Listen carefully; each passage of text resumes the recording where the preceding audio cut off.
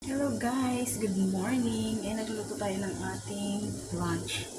Guys, nag-request naman ngayon. Yan, maganda yung ganyan. Nagre-request ng ulam. Mag-try daw kami ng sinigang na bangus. Yan guys. Nagpukulo na ako dito ng sabaw.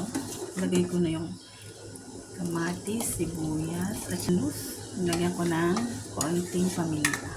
Yan. Palambutin muna natin yung bangus. Kasi madali naman guys lutuin ng ating bangus. Yan. Pinala ko muna yung labanos. Yan guys. Yung sili. Lagyan ko siya ng okra. And then ang sitaw. Kasi madali lang namang lutuin ang bangus. Panguhuli na natin yan. Lutuin muna natin yung mga gulay. Yan. Pakuloan na muna natin yan guys. Diba? Nag-request din ng sinabawang isda.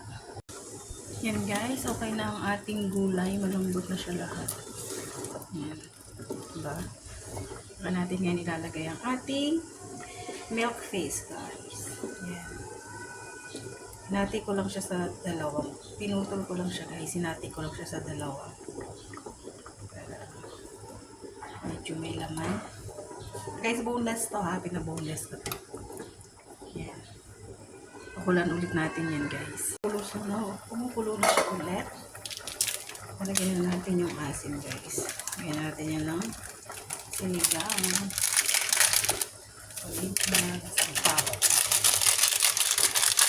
Natin ang ating guys, okay na ang ating sinigang na bangus pa naman tayo guys.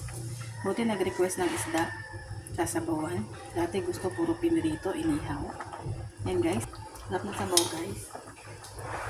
Yan na guys ang ating lunch for today, ang sinigang na bangus. Thank you for watching. Please follow, like, and share. Bye guys.